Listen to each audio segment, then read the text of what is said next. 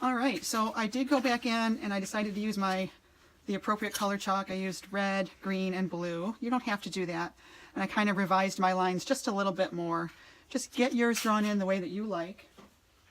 And now we're ready to go. So here's my paint palette that I've loaded up with. I've got two yellows, cool yellow, which would be like cad yellow light, and a warm yellow, which would be like a raw sienna. This is alizarin crimson. That's going to be our red bottle. I've got white and black, and then I've got two shades of blue. Let's just call them a light blue and a dark blue. This is cobalt, and this is ultramarine blue. So we're going to start on the red bottle. I'm just going to go ahead and put my palette right there. I've got a 3/4 inch flat brush that I've dipped in the water. And we're basically going to start by painting water in the highlight, like wherever the bottle is light, like basically down the middle of it. I'm just painting some water in, not a ton. I actually put too much, so I'm going to wipe it off a little bit. If you get way too much water, you can always wipe it with your paper towel. So that's just going to help us get a little bit of a watery, light, pinkish color in there. So then I've got a separate plate. Sorry, I'm hitting the cord here. Separate plate. I'm going to put some of my alizarin crimson on that, incorporate it into the bristles, and I'm just going to start painting in this wine bottle. I'm basically just going to use quick strokes to get it painted in there. Maybe I'm going to add a little bit more water and just have fun filling in this entire bottle with red and kind of trying to paint up to my chalk line. So now if it looks a little too dark at all to you, because you do want some like lighter icy pink tones in there, here's a fun thing. You can take a wadded up piece of paper towel and actually wipe out that center part to get some highlights in there, right? Automatically it already looks like it's got some shading and what we call form, but I do want to make it have a little bit more form. So I'm going to load my brush with just a little bit more of this red paint, and I'm just going to paint that kind of around in the dark parts of the bottle. So I'm going to do it on the right side and then on the left side. Then I'm going to wipe my brush off and I'm going to soften this edge that you see right there. I'm just going to soften it. To soften, you need to take all the paint out of your brush and then just kind of do a windshield wiper stroke where that's how you blend it. Just go back and forth. Windshield wiper stroke basically means that it comes in contact with the canvas. You don't stab and lift up and do this kind of thing. You're just doing one long stroke with it against the canvas the whole time, just like a windshield wiper is on a car. And so then to make it a little bit darker still, we're going to go to adding black. So just a little bit of black goes a long way. The black is very powerful. I'm just putting a little tiny, like I just loaded up the corner of my brush. I'm going to blend that into this alizarin crimson on my mixing plate, and you see you get this beautiful, I don't know, kind of purple shade. Let's test that out on here. Oh yeah, that looks really nice. I'm turning my brush the skinny way. Let me make some more of this. The first time you're mixing a color, just mix a small amount. And then once you know that you got it, then you can mix more. So I'm just going to paint this darker color where I know my bottle is darker. And I'm not going to think about this too much because you want this to be loose and expressive. Don't worry about making it all perfect. That kind of takes away the spontaneity of this particular painting.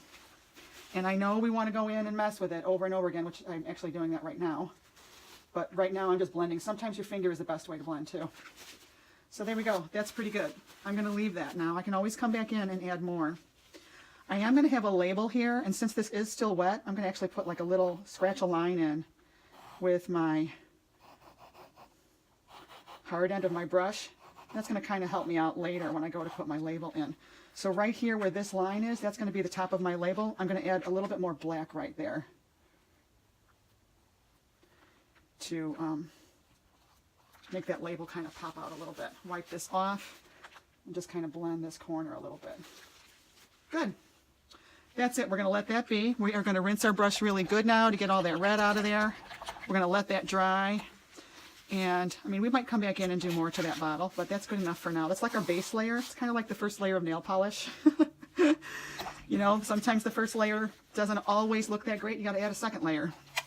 All right, so for the green bottle, whoops, now I have very red, dirty water. So I'm actually going to dump this water out, get clean water real quick.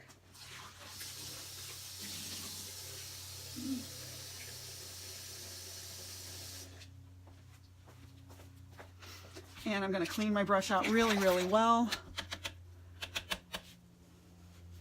And clean this off of here. I didn't mean to get like this tiny bit of red in here. You don't want red anywhere where you're going to be painting green and yellow. That's just not good. So I'm going to wipe that off with my towel.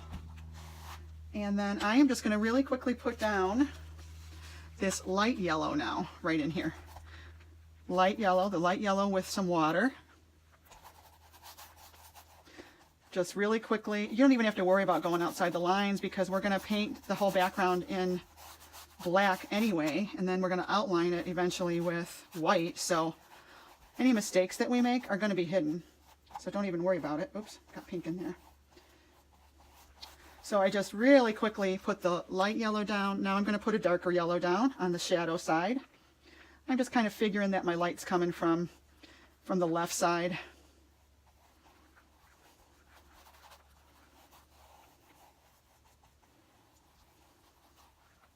Maybe there's a little bit of light yellow showing on that side.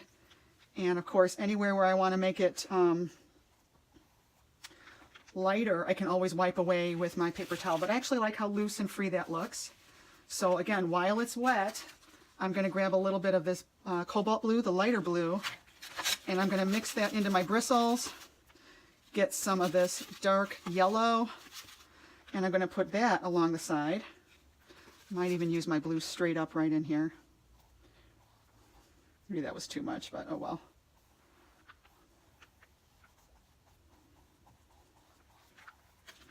If it's too much, I can pinch it out of my brush. Got to get it out of your brush first. Maybe even rinse your brush. And then just kind of soften that. You do that windshield wiper stroke I told you about.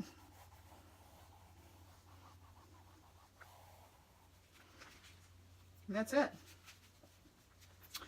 And same thing for the blue. I'm going to put my water down first. A little bit of water, and that's okay. I got some green on there. I don't mind. Some water. I'm going to add my blue.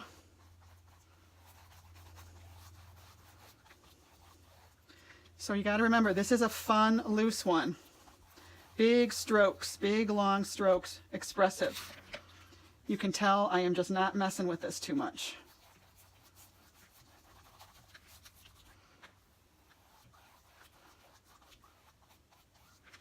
Try and do it with as few strokes as possible. I'm going to get a new paper towel and wipe out my highlight maybe a little bit.